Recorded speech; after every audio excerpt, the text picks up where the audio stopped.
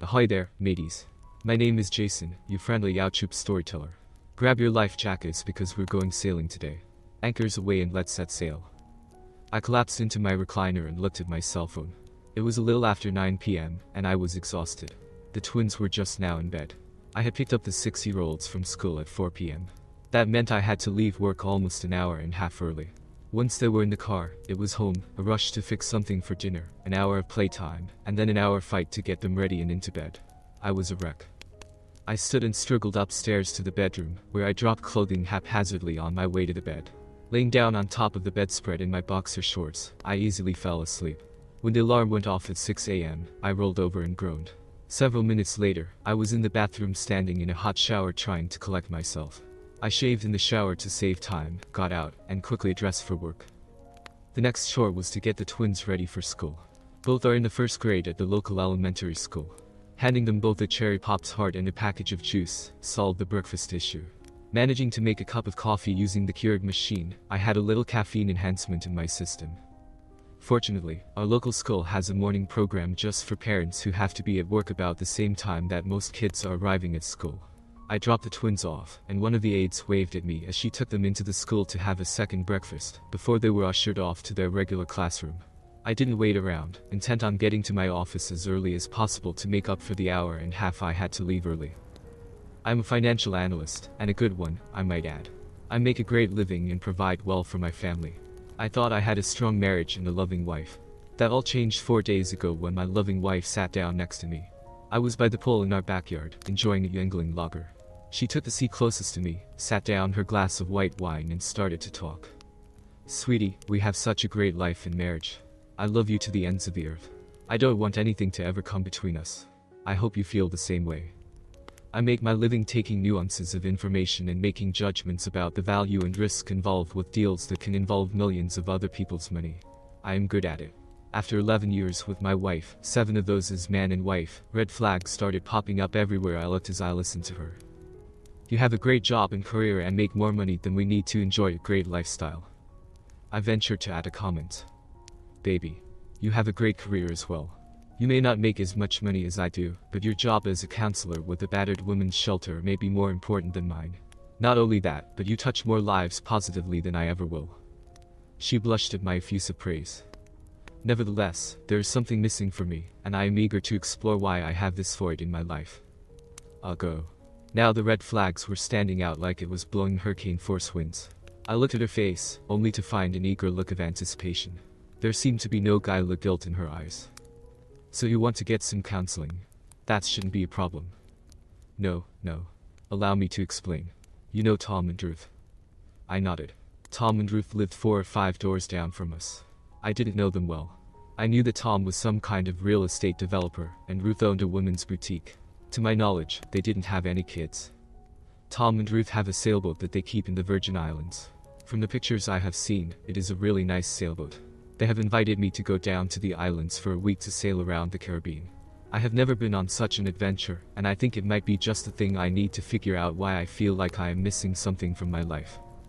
I tipped the bottle of Yuengling and drained it before I dropped it onto the trash can near my chair. When is this supposed to happen? We are leaving on Sunday and come back home late in the evening the following Sunday. I can't take off a week on such short notice. Plus, it will be almost impossible to make arrangements for someone to take care of the twins for a week on 2 days' notice. She shook her head and then dropped her eyes, a sure sign she knew what she was about to say wasn't going to be taken well. Ugh. The plans don't include you. You would be here to take care of the kids. I was incredulous. I looked at her like she had sprouted a third eye on a stalk. Let me get this straight. You intend to leave for a week on a sailboat in the Caribbean with 2 almost total strangers, leaving me here to take care of the kids and work, all without talking to me beforehand. I'm talking to you now. 2 days before you plan to leave. The point is, it sounds like you have already committed to this, without any discussion. That is a unilateral decision. I looked her straight in the face and put my finger on the table to emphasize what I was saying. No, I don't think so. You simply need to call Tom or Ruth and express your gratitude for the invitation, and then decline it. She never flinched. Her eyes hardened and I saw an entirely different look. Her face was filled with an almost grim determination. I'm sorry, but this is something I must do for myself. I know it will be tough on you with the kids, but you are strong and adaptable. It's only a week. My ire was growing by the second, and my emotional control was redlining. With clenched teeth, I tried to corral my frustrations enough to respond without sounding like a Marine Corps drill instructor in full form. Then the doorbell rang. My wife jumped up without a word and ran to answer the door. I heard voices, and in a few seconds, to my surprise, she came back out on the patio with Tom and Ruth. I looked up at them with my mouth open. Both Ruth and Tom were grinning widely, and my wife now wore an almost conspiratorial look. My brain went into overdrive and was clicking off thoughts almost faster than I could process them. This was a definitive setup. All the defenses and tools that I use daily to deal with situations where people's lives can be affected came into play. Tom stopped, as if he expected me to rise. I looked up at him with a flat expression. My poker face was on, and the game was afoot. A few uncomfortable seconds passed before my wife started directing people to chairs. I found myself bracketed by Tom on my left and Ruth on my right, with my wife directly across from me. I didn't say a word. I learned a long time ago that whoever started a negotiation like this usually was in a weaker position. It was Tom who finally broke the ice. "We are so excited that Shirley is going with us to the Caribbean." I still didn't say anything. I looked hard at my wife as if I expected her to say something. She dropped her gaze. Ruth chimed in next. "She will have a great time. It is so relaxing on the boat. She will come back like a new woman." I glanced back at my wife, but she was still examining the top of the patio table carefully. "I don't want a new woman. I am perfectly content with the one I have." That evoked a flash of uncertainty on all three faces. Apparently, my attitude and my comment were not playing to the script that the trio expected. Tom stammered a bit when he finally found his voice. Shirley left us with the impression that you would be all for her taking this little vacation." Shirley assumed wrong. "I am vehemently opposed to her jetting off for a Caribbean holiday on short notice with people we barely know, while leaving her children and her husband to fend for themselves." Tom glanced nervously at Ruth. Ruth picked up the conversation. "We are hardly strangers. Shirley and I have been having coffee in the mornings regularly." I looked at Shirley. She was still looking at the spot on the tabletop. "I thought you worked at the shelter every day." Shirley's voice was quiet and soft. "I decided to cut back my hours a few weeks ago. I have been working in the afternoons for 3 hours a day." More things were adding up in my brain. Another unilateral decision that I wasn't a participant in. Interesting. Is there anything else you would like to tell me? She shook her head. In what I took to be an attempt to divert the conversation, Ruth continued in a glib and perky manner. "Shirley and I have become quite close. We have a lot of the same interests. We are excited to do a lot of sunbathing, swimming, and shopping in the islands." I looked at Tom. "And what will you be doing?" "Oh, the usual. Taking care of the boat, seeing to it that we get from here to there, and joining in with the girls for some fun and recreation." I nodded. "Pardon the change of subject, Tom, but just what is it that you do?" "I am an independent real estate developer." "Do you work for a real estate company, a bank, a broker, or what?" "No. I am independent. I broker the deals with the landowner and the financier and the construction companies to get the projects all headed in the right direction. Then I help develop lessors for the properties and manage the assets after they are built." "Do you have an office?" "I work from home." I nodded. Things were beginning to add up. "Let me summarize this, and the three of you can tell me if I am understanding this situation correctly." All three suddenly had bright smiles on their faces. "Shirley, you, in the past 3 weeks, have altered your work schedule so you can spend time with Ruth and Tom at their house. Or have you been at our house as well?" The smiles faded rapidly. I waited for Shirley to speak. "I really didn't think you would mind. My income doesn't mean much in the scheme of things." "It isn't about the income. The thing is that you made a major decision in our lives without making me a part of it. In any event, let me continue." I looked between the three of them and saw looks of consternation and confusion. Obviously, this wasn't going the way they had planned. "In light of your newfound friendship with Tom and Ruth, you have been invited to go to the Caribbean for a week, at their expense." "Oh, I have to pay my airfare." I let that ride without comment. "And the three of you intend to have a holiday of swimming, sun, shopping, and I assume raucous sex." All three mouths dropped open simultaneously. Tom was the first to recover and reply. "No, nothing like that. No one has mentioned sex." "Not specifically. But let me tell you what my spider sense tells me. My wife has changed her work schedule. I have a sneaking suspicion it was changed to make it easier for her to spend time at your house. You work at home. That puts the three of you together regularly. My wife has, over the course of the last month, suddenly had a change of habit around our home. I have noticed that she dresses differently in the mornings. There has been an upswing in her libido which I find quite refreshing, but now wonder about the reason. On short notice, she has informed me that she is going away for a week with people who we have no profound relationship with, or at least I don't. Do you understand why I am a bit suspicious that there is more going on here than what your bright, smiling faces would have me believe? The glances between the three of them told me a lot. I should try to get them into a poker game. I could probably make a killing. Tom tried to salvage their plan. Bill, you are totally off base. There is nothing going on with any of us. Shelley told Ruth that she was feeling a little hollow, like something was missing from her life, and we thought a trip to the islands might help her get out of her funk.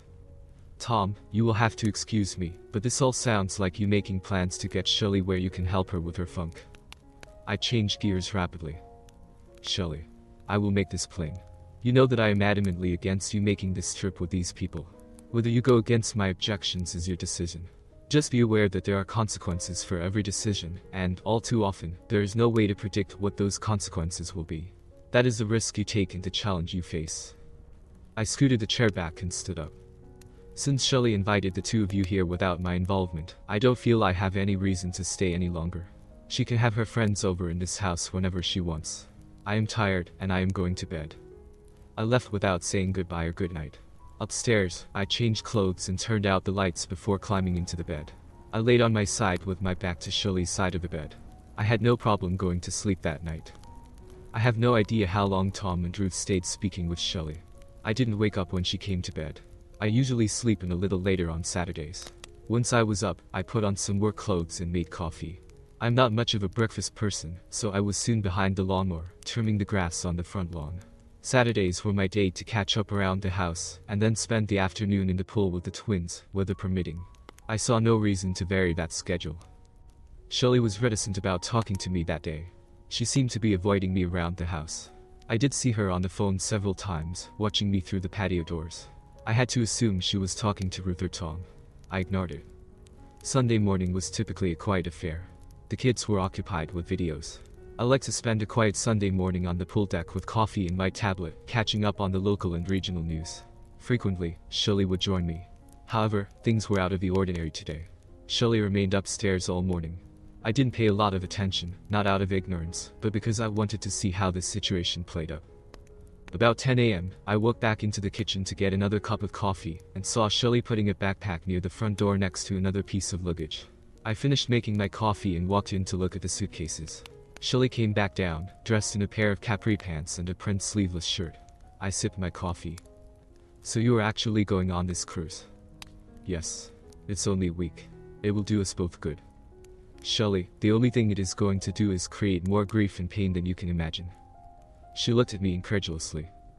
What do you mean? How could it cause grief and pain? I am not going to try to explain it to you.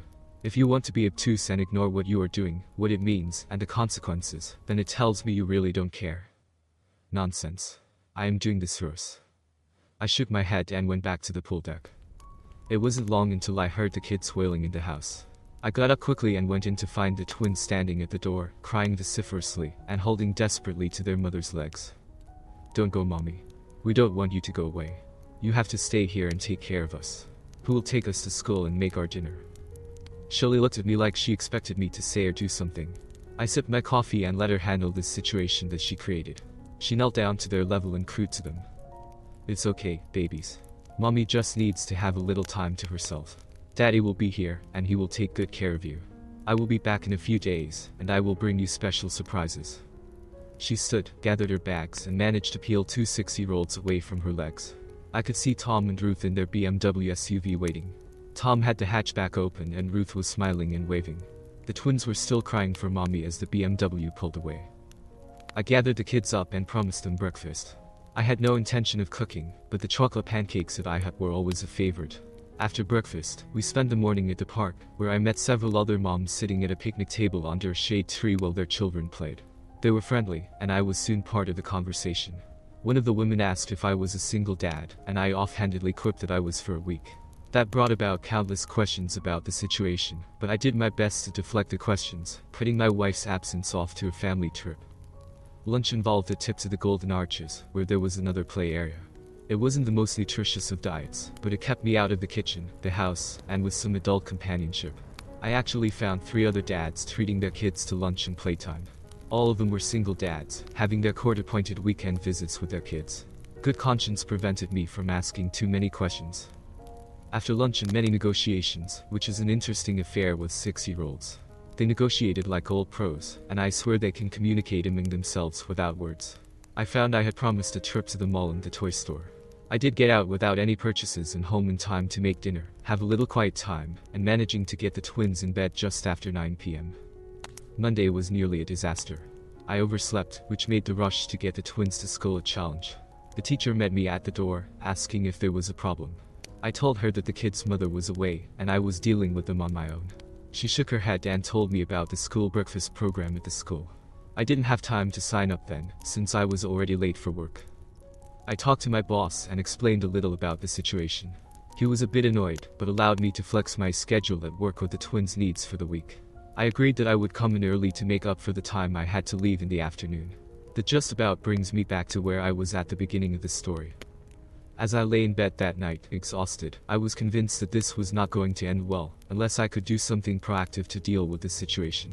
I laid there looking up into the darkness, and a sudden thought came into my mind. I wrestled with the problem in my head for several hours, and finally came to a dramatic conclusion. With the decision made, I quickly went to sleep. The next morning was a little easier. The kids were helpful and managed to get dressed by themselves. They were the epitome of fashion, and I am not sure their socks matched, but they were up and ready. Knowing that they would get breakfast at school, I dropped them off, did a bit of paperwork with the school secretary, and then headed to my office. My first stop was my boss's office. He looked concerned as I walked in with a cup of coffee and a smile on my face. "You either ate the canary or your wife came home. Which is it?" "Neither, but I have a request." "Okay. I'm listening." "I have almost 3 months of bank leave and personal time." "Yeah. I want to take 10 days starting tomorrow." "What? That is short notice." I shrugged. I knew he couldn't refuse. He might not be happy, but I had the time coming, and I could use it at will. "Okay. I'll do the paperwork. Would it be too much to ask what you are going to do?" "I'm taking the kids on vacation." "Are you joining your wife?" "I'm not sure. That remains to be seen." By the time I left the office to pick up the kids from school, I had made all the arrangements I needed to set my plan into motion. From the school, the kids and I headed to Walmart to do a little shopping. When we left several hours later, my wallet was much lighter and the back of my Suburban was crammed. We stopped and got pizza to carry home, and had a picnic in front of the TV, which the kids thought was a novel idea. Their mother would have been aghast that a carpet and the upholstery might have been stained with pizza sauce. I had no such reservations. I talked to the kids while we ate and watched Frozen on the Disney Channel. The gist of the conversation was that they weren't going to school for at least the next 5 days, and possibly more than that. I then told them we were going on a trip tomorrow. We would leave before lunch, take an airplane ride over the ocean, and then check into a wonderful hotel right on the beach. Once they were finally subdued and in bed, I had to pack and get us all ready to go. It was nearly 1 a.m. before I had all the luggage at the door, ready to go. I was pretty sure I had thought of everything. If not, surely they had Walmart in the Virgin Islands. At 9 a.m., an Uber pulled up at our house and, with the kids' help, we loaded the bags into the minivan, hopped in, and we're on our way to the airport. As the Uber driver took us toward the terminal, I called the kids' school, and let them know I was taking them out of school for at least 5 days. I knew that traveling on such short notice with the kids could have its challenges, but we were all amped up for the adventure. We boarded our plane with no problems, and 6 hours later we landed in the Virgin Islands. The shuttle met us at the airport and took us to the beach resort. There was nothing to do but toss the bags in the room, change into swimsuits and head to the beach. The kids were in heaven, and I was right there with them, with a Mai Tai in one hand. We stayed 2 days in the resort. We learned that not only was there a beach, but a huge water park with a lazy river, slides, splash pads and a wave pool. There was also a bar staffed by nubile young island women who were happy to keep me supplied with the drinks of my choice. Life was definitely looking up. While the kids were getting tans, I was busy on the phone. I didn't intend to spend the entire time lazing around the pool at the beach. I finally found what I was looking for, and the second stage of the adventure was set to embark. That night, I explained to the kids that we were leaving the resort the next day. Then I told them we were getting on a boat to sail around the islands. Early the next morning, we repacked our bags and caught an Uber to the local marina. At the marina office, the kids were enthralled with all the different boats moored in the slips. I found the man for whom I was looking. Jeff Turner could have been anywhere between 55 and 75. He sported long gray hair pulled into a ponytail, a gray beard, sparkling green eyes that seemed to always be smiling, and a little pot belly that hung over the waistband of his swimsuit. I was to learn that Jeff rarely wore anything but swimsuits and the most garish Hawaiian shirts you can imagine. Mostly he was barefoot, unless he had to navigate across the atrociously hot asphalt. He was tanned so brown, he looked more like a native. "You must be Bill. I am Captain Jeff. And who are these two little mates?" I introduced the twins, and they stood wide-eyed looking at Jeff. I don't think they were quite sure what to make of him. "Let's get you on board and your gear stowed away. Then I will lay out some of the rules on my boat." He led us down one of the piers to a 65-foot sloop that looked like it was already running fast when it was sitting still. He helped the twins get on board, and I handed the bags to him. It took several minutes to get us in place. Each of the twins had a small cabin with a twin bed, a desk, and a porthole. I was afforded a slightly larger cabin with a double bed and a bath. Captain Jeff kept up a constant commentary, mostly about the best way to store our gear, and how the routine on the boat would work. The kids listened attentively, and I said a prayer for their attitude. Once we were squared away, we went back to the salon and found places to sit. "These are my rules on my boat. No back-talking, not arguing. Everyone works. If I tell any of you to do something, it has to happen immediately. If you don't understand, then ask. You are here to have fun, but you are also expected to learn. Dad, our typical day will be to spend the morning doing the deck chores. As soon as they are done, we can snorkel, swim, fish, or go ashore. If we like where we are at, we may stay overnight. Otherwise, about dark, we will hoist anchor and make way toward our next destination. Occasionally, we will arrive before daylight. Sometimes it will be later in the day. But I expect everyone to learn about sailing. Dad, you will help me stand watches. You two will get an education in sailing, and when you go home you will be junior captains." I like this guy already. Some of the other charter owners I had talked to wouldn't even consider taking two 6-year-olds on their boats. Captain Jeff seemed to jump at the chance. "Now, let's get the boat out of this marina and on the ocean. Your dad isn't paying me to sit around at this dock. We are going sailing." I watched as Jeff skillfully maneuvered the big boat out of the marina. He only used the motor to get us out of the slip. As we entered the channel, he began barking orders. "Bill, see that blue line on the bottom of the mast? Grab it and unhook it from that cleat. Then lead it over to that winch and make 3 turns clockwise around the winch. When I tell you to, hold the tail of the line and crank that winch like crazy." As I moved up to the mast and freed the line, I looked back to see Jeff with Ethan in front of him, standing on a cooler and holding the wheel. Annabelle was watching, enthralled, as Jeff helped Ethan steer the boat. I heard Jeff call out to me. "Hoist the mainsail." As instructed, I held the tail of the line and cranked away at the winch. I looked forward and saw the mainsail coming out of the sail locker and slowly rising on the mast. I jumped as I heard the pop and ripple as the wind filled the sail. The mass of white fabric billowed open, a massive cloud stretching out over the side of the boat. I felt the boat surge ahead as I cranked until the winch stopped. "Cleat that line off and coil it neatly at the bottom of the mast." I followed his orders and then moved back to the open cabin. Annabelle was now standing on the cooler, hands on the chrome and wooden wheel, her eyes wide and her mouth open. "Daddy, I'm driving the boat." We sailed for almost 3 hours. Jeff left me at the helm, which, I thought, was interesting, since I had no idea where we were, which direction to go, or what our destination might be. His instructions were simple. "Watch the boat. If anything changes, holler at me." What I later learned was that the boat had a fully automatic piloting system, which made it almost unnecessary for anyone to actually steer the boat under normal conditions. He appeared from the inside of the boat with a large tray of cold cuts, cheeses, fruit, and bread. The kids were enthusiastic and I found the fare refreshing. We finally approached a small island and dropped the anchor in a protected bay. The water was calm. I could see a beautiful beach about 50 yards further ahead. Looking down, I thought I could touch the bottom, it was so clear. Hell, I could see a lobster crawling along the rocks. "We will overnight here. We can swim, snorkel and explore the island tomorrow. This will give everyone a chance to adjust to life on board. I am really surprised that none of you have had a touch of seasickness." I shrugged. "I am not prone to it, and the kids are really resilient." Jeff nodded. "There are some housekeeping duties and then we can think about dinner. My menu and schedule calls for spaghetti with meat sauce. Is that acceptable?" The kids love spaghetti, and I am easy. If it doesn't eat me first, I can usually put it away. Jeff grinned. After some basic housekeeping chores that included swabbing the bathrooms and making sure our cabins were neat and arranged, Captain Jeff got the twins involved in cooking the spaghetti. I sat on a bench behind the dining table and watched. He seemed to be in his element. He had the kids helping in minor ways to cook the spaghetti and the meat sauce, preparing the garlic bread, and getting the makings for a salad out of the refrigerator. Ethan, who was notorious for eating green vegetables, turned up his nose at the salad. Jeff launched into a tale about Popeye the Sailor Man, and how he ate spinach to make him strong, so he could defeat the bad guys like Bluto.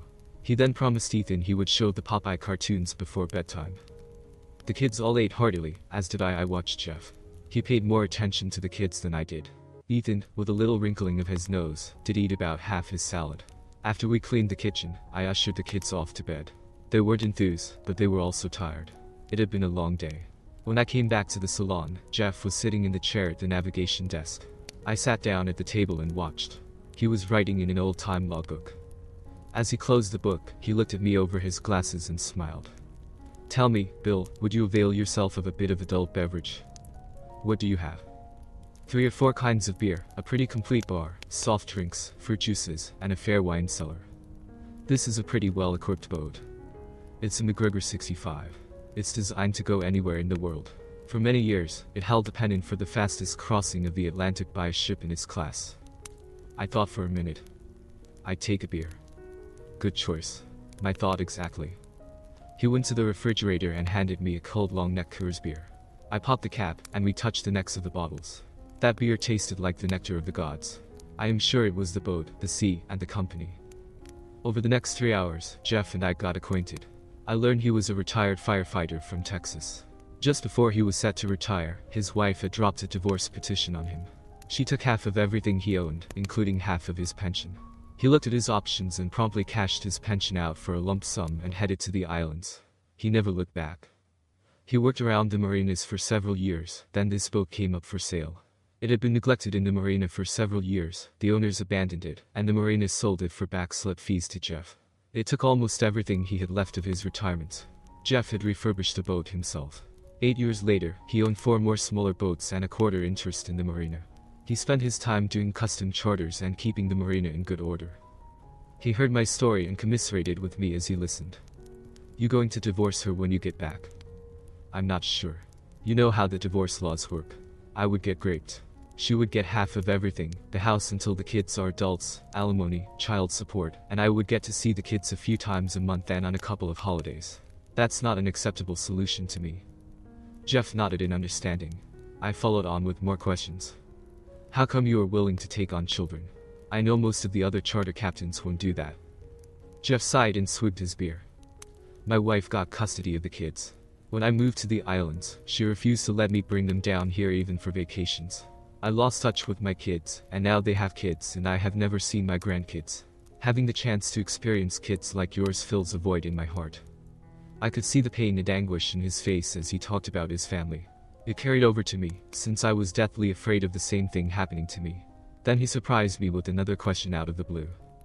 "Where is your wife on this holiday?" Surprisingly, she is somewhere in the Virgin Islands. She left with her friends for a week, a few days before I decided to come down here with the kids. She left, no warning. 2 days before she got on the plane, she told me she was going. She didn't ask, she told me. Jeff just shook his head, then I saw him set his mouth as he looked up. "Do you know the name of the boat?" "No. I don't know anything. She didn't tell me where they were going or anything else." "What is the boat owner's name?" "Tom Downey. His wife's name is Ruth." Jeff got up and when he came back, he had a tablet. I knew my cell phone didn't have a signal at all. "Can you get any signal out here?" He pointed to a small dome on top of the cabin. "Satellite. Full internet service anywhere we go." He tapped the screen for several minutes. I saw his face break into a big grin. "Tom and Ruth Downey. Registered owners of Easy Play, a 46-foot catamaran. Nice boat. Has all the latest electronics, including a transponder." "What?" "A tracking device. It's getting more and more common. This boat has one. Allows the boat to be tracked by satellite. It's a great tool, especially for charter companies. You can access a website and see the location of your boats. Helps the Coast Guard as well in case of an emergency. Currently, it tells me that the Easy Play is about 100 miles south, anchored near a group of small islands." "That's interesting, I guess." "Yeah, interesting. I'm turning in." "Me too. It's been a long day." I woke up with sunlight streaming in the porthole above my bunk on the sailboat. Something was different. When I went to bed, the boat was moving very little. The only sound I heard was the gently lapping of the light surf against the hull, and everything was basically flat. As I rolled over, I noticed that we were at a definite angle to the right, or starboard, side of the boat. I could hear water coursing along the hull, and the movement of the boat told me that we were moving, and at a good clip. I pulled on a pair of shorts and a t-shirt, and headed out to the galley and the main salon. Jeff was there, at the navigation station. He was intent on the tablet on the table. As I rounded the corner, I smelled coffee. Jeff looked up and grinned. Coffee on the stove. Mugs are just above, hanging on hooks. I quickly had a mug of hot black coffee, and I moved over to look at the tablet on the chart table. I could tell it was a weather map of some sort. I thought we were going to spend the day exploring the island. I made a change of plans after you went to bed last night. I came back in to make my last check of everything before I turned in and noticed that the easy play was underway. They are coming back toward us. I had a suspicion where they were going, so I decided that we would make a change and head toward the same destination. What's the destination? Jeff touched the tablet, and the screen changed to what looked more like a regular map. There were two traces on the screen, a blue one and a red one. I took the red one to be us and the blue one to be the easy play. Extending the lines, they seemed to cross each other at another cluster of islands. That set of islands is owned by one of the cruise ship companies. They use them as one of their ports of call on some of the cruises. If you are on a cruise, you can buy a day pass and get there by private charter or shuttle. Private charters can put into their marina, buy a day pass and pay for mooring to enjoy all the stuff on the island. There are beaches, sailboats, paragliding, a water park and pool, bars, restaurants. It is a huge playground. One of the islands is an adult-only area. I think you can imagine what kind of amenities it offers. I suspect your friends are headed there. So why are we going? Well, for a couple of $100, you can buy day passes for you and your family to the regular part of the island. You can do things I don't have the capability to do, like paragliding or scuba lessons. That does sound inviting, and the kids would love it. I thought we might have an opportunity to see the easy play. I'm not sure if I want to see them. Why would I? Jeff grinned and there was a bit of an evil twinkle in his eye. You have spent a ton of money making this trip happen at the last minute. You might as well get a little benefit and personal satisfaction, if you know what I mean. I thought about that. It would be interesting to sail by that catamaran, so everyone would know we aren't sitting at home, thinking about what they are doing. How do you think the kids will take seeing their mother like that? The family island has a supervised childcare area where you can check them in, and they will be occupied for the rest of the day with all kinds of fun activities. It's designed to allow parents on one of the family cruises to have some adult time alone.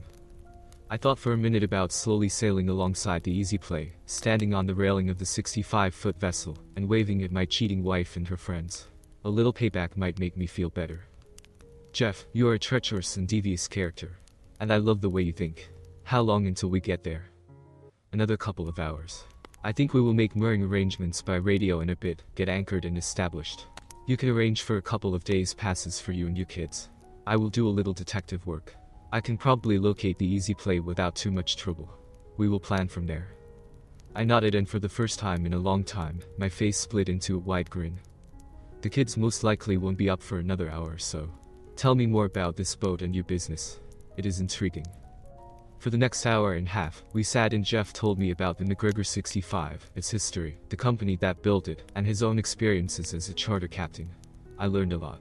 Most of his sailing was confined to the Caribbean, but he had done a couple of Atlantic crossings. One of his bucket list dreams was to do a circumnavigation and visit all the exotic ports he had read about all his life. The main thing holding him back was the lack of a crew and partner. He didn't want to start out alone. He asked me about my life, and I gave him the condensed version up to where I was on that day. He asked about what the future held. Jeff, I really don't know. If you had asked me 2 weeks ago, I would have said I was going to work until the kids were ready for college, then retire, and Shelley and I would do a lot of what most married couples dream about. Travel and explore. What about your kids? By the time my plan came to the retirement part, they would be off at college, functionally adults. We would be empty nesters with time on our hands and the financial resources to fulfill our dreams. Interesting. But what now in light of the current situation? I don't know. A divorce would wreck my financial plans and my life goals. I'm not sure what I want to do. I was hoping this trip might help me sort some of that out. About that time, 2 grinning faces appeared in the cabin.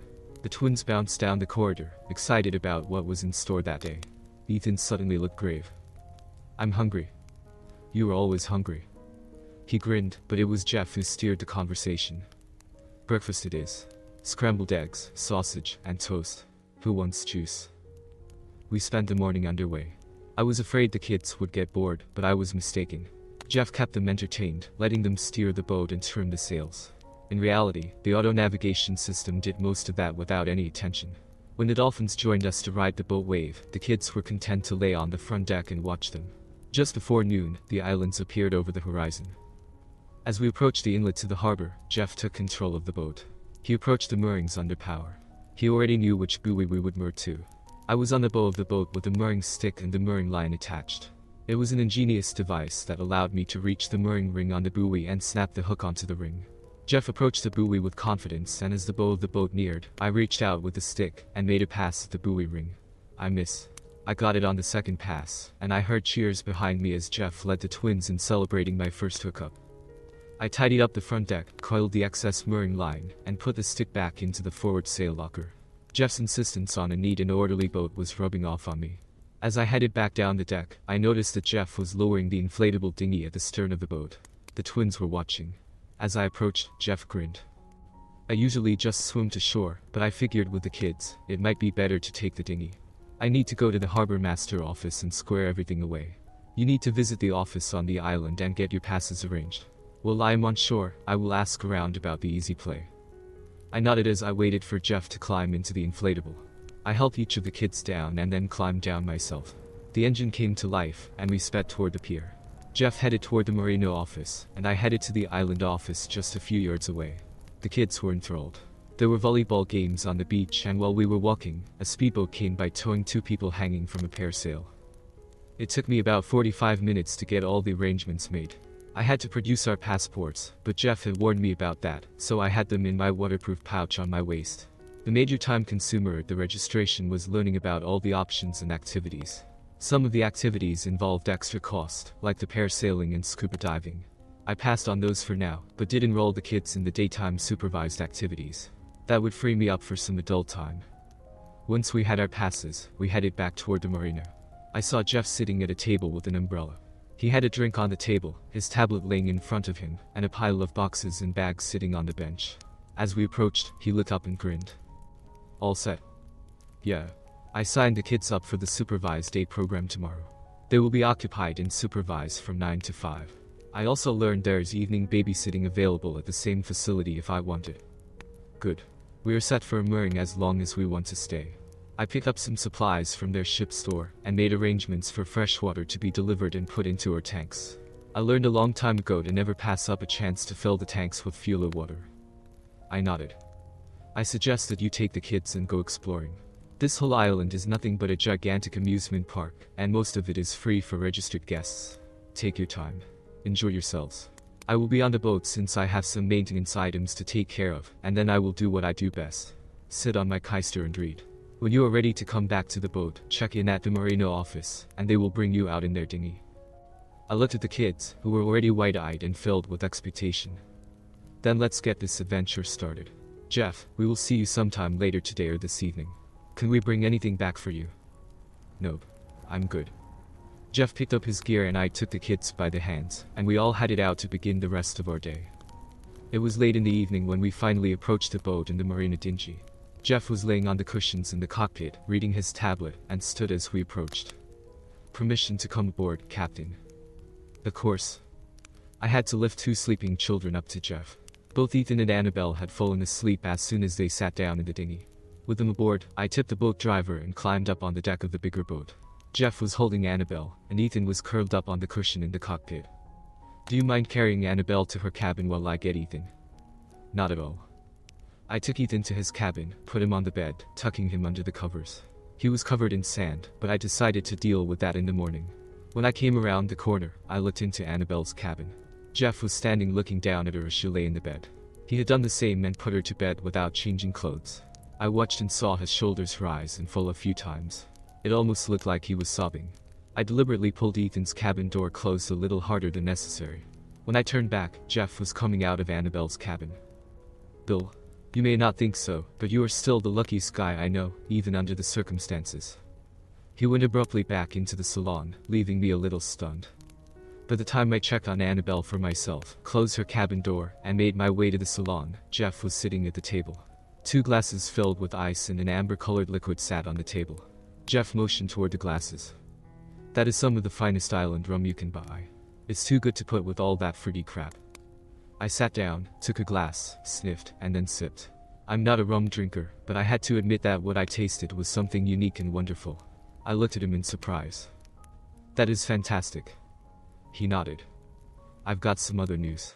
The Easy Play is moored at the adult island and has a mooring for the next 3 days. I assume that they are staying here until they have to leave to get back to the Virgin Islands to make their plane home." I listened. I knew it was decision time. "What do you suggest?" Jeff took a deep breath. "That depends a lot on what you want to do moving forward." And there it was. I was down to the crunch. I had to decide whether to fish or cut bait on this whole deal.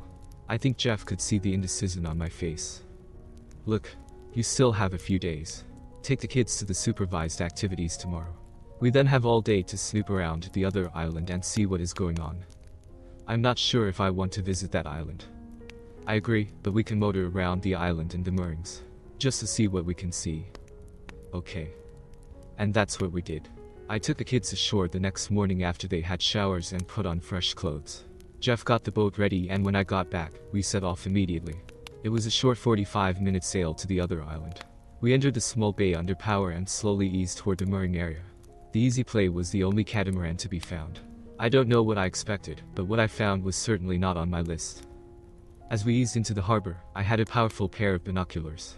I finally focused on the Easy Play. I guess I had half expected the boat to be empty while Tom, Ruth, and Shelley enjoyed the activities on shore. As I glanced the boat, it was quickly apparent that all 3 of them were on board. Tom was lounging on the trampoline stretched between the 2 hulls of the catamaran. Ruth and Shelley were laying on the deck cushions in the large cockpit area. The more surprising thing was that they were all naked. Even more surprising was the fact that Ruth and Shelley were wrapped in each other's arms, kissing. Tom was watching intently and slowly stroking his clock. To be honest, I have to admit that my clock tweaked a little and went half erect. I chastised myself immediately. Jeff motored at a crawl between the moored boats, slowly approaching the Easy Play. None of the 3 on the other boat seemed to be paying much attention to us as we approached. We were about a boat length away when Tom glanced over to look at our boat as it approached. There was not much interest until I took the binoculars down from my face and stared straight at him. It took a second, but I saw the expression as recognition washed over him. Sound travels well over water, and I heard his exclamation clearly. "Son of a witch." I heard one of the women speak. "What?" I moved closer to the rail of our boat, as Jeff steered the long, sleek craft only a few meters from the catamaran. I watched as Ruth and Shelley disengaged and rolled to look at us as we slipped silently by. Then I heard a gasp in Shelley's voice. "What the duck?" I raised my hand in a sort of haphazard military salute, snapped my arm down, and spoke back to Jeff. "Captain, I think we have accomplished all we need here. Let's make way and clear this harbor." Jeff never said a word. He spun the boat around, and as we slipped down the other side of the catamaran, the diesel engine hum picked up, and the boat gained speed. I looked back at the 3 on the catamaran, and they were watching us with open mouths. Not much was said between Jeff and me on the way back. We got the sails set, and when I was done on the foredeck, he had our glasses refilled with ice and rum. We sat in the cockpit quietly as the boat headed back to the main island. Jeff finally broke the silence. "Well, what now, my friend?" I shrugged. "I really don't know. Can an old pirate offer a few suggestions?" I grinned. "Sure. There is one big question you have to answer. Will you and the kids be better off with her in your life or out of your life?" That was not what I expected him to say. I had to ponder that one as I sipped the rum. When I analyze a stock, I tend to do what most people call a SWOT assessment. I list all the things I can know about the stock in 4 categories: strengths, weakness, opportunities, threats. Okay, what are the strengths of staying married? It would be good for the kids. It would mean no financial Armageddon. That's not many. No. How about the weaknesses? Existing in a loveless marriage. No trust, no real relationship. Being a cuckold and dealing with the fallout of that among our friends and my workmates. The damage it could cause to the kids in such a toxic atmosphere. True. And the opportunities. That's tough. I don't know that there are any. I guess the possibility of a reconciliation would be an opportunity, but honestly, I don't think there is much chance of that right now. The family would remain intact, but at what cost? It would be a sham and loveless. I would have the opportunity to continue to work and build our financial strength. The threats. I chuckled. The whole concept is a threat. It would mean an unhappy and unhealthy relationship. I can see the entire thing becoming so toxic that it would eat away and destroy all of us over time. I don't know if I could live with her cheating on a constant basis. Okay. You did your analysis. What does it tell you? I knew that this was not an in-depth analysis or even a very well thought out use of my method. What it did point out to me was that there was no way I could go back to a life with Shelley. It would ruin me emotionally. It felt like, eventually, it would damage my kids for life. A divorce would ruin both of us financially, and the likelihood of a contentious, drawn-out battle would be hard on the kids as well. I was stuck. I told Jeff as much. He poured 2 more glasses of rum. Bill, you are intelligent and systematic. But those qualities can be a hindrance under some circumstances. There are times when you have to abandon those kinds of linear and systematic thinking and go off the reservation. I looked at him a bit confused. The rum was working on me, and my thought processes were not as precise and quick as usual. Huh. He laughed. We called it thinking outside the box back in the day. Some would say it was taking the path less traveled. You know, going where no man has gone before. The Chinese would say that sometimes doing the thing that your enemy least expects is the best course of action. I listened to that. I knew my forehead was wrinkled and my eyes had a squint. It was far from my normal operations, but, through the fog of the rum and the emotion, I found a lot of wisdom in Jeff's words. We were approaching the mooring, and Jeff took the helm while I went forward to make the hookup. I did it in one pass, despite the rum, and as the boat turned to hang from the buoy pushed by the wind, I held on to the forward rigging and looked out over the ocean. The wind shifted slightly, and the music that was being played on the beach for the tourists wafted over the water. I heard Jimmy Buffett crooning, and his words suddenly crystallized in my brain. And I have found me a home. Yes, I have found me a home. And you can have the rest of everything I own. 'Cause I have found me a home. I spun on my heel and literally jumped onto the sole of the cockpit. Jeff looked up in surprise. I didn't wait, but grabbed a bottle of rum and filled both glasses. As I sat down, I started to talk intently. Jeff, is this boat enough to do a circumnavigation of the world? Hell, yeah. Several people have done it on a 65s. Why? Let's do one. What? Let's go around the world and do all the things you have dreamed about. Are you crazy? You have been out in the sun too long or had too much rum, or both. Yeah, maybe. Probably. But just listen. I began to explain the totally off-the-wall plan that had flashed into my brain. I will not go back to try to coexist with Shelley. I have seen for myself what she is. I don't want my kids exposed to that kind of lifestyle.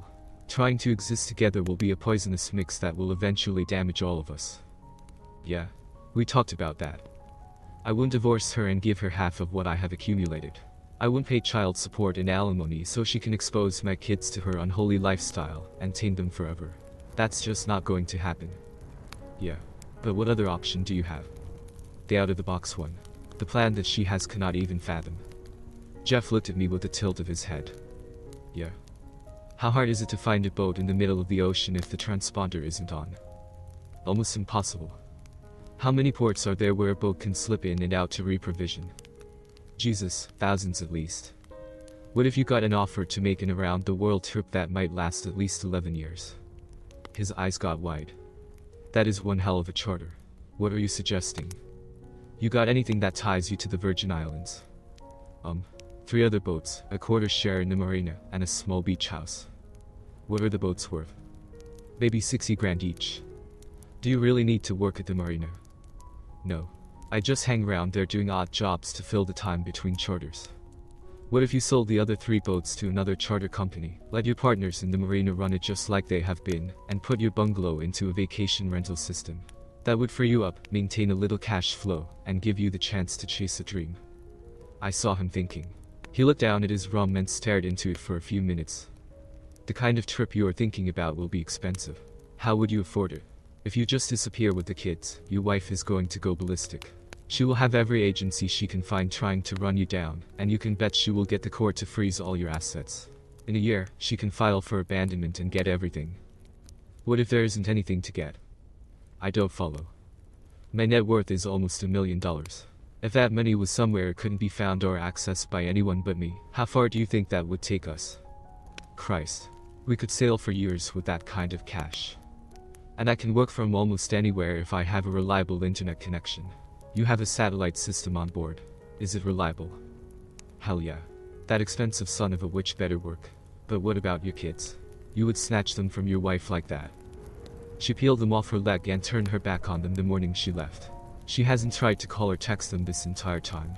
Have you noticed them asking about her? I don't think, apart from the legal ramifications, I will have a second thought. There is the legal thing. You know you will become a fugitive. So, the International Ocean Police are going to track me down.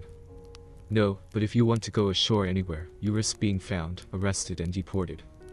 My intuition tells me that is a very unlikely situation. If we don't spend exorbitant amounts of time in any one port, do something stupid to draw attention, or try to travel by airline, I don't think there is much chance. It's a risk I am willing to take. How long would it take you to set all this up? A week or two at the longest, I think. Most of it I could do remotely. How do you feel about taking on a motley crew, a possible felon, and leaving for parts unknown to have a grand adventure? Jeff downed the rest of his rum, slammed the plastic glass on the table, and stood up. Hoist the mainsail, Swabby. It's time to get this pirate adventure underway. And that's it for today, friends. If you enjoyed today's story, leave a like and comment before you leave. Don't forget to subscribe and hit that notification button so you don't miss any video. Goodbye for now and I'll see you in the next video.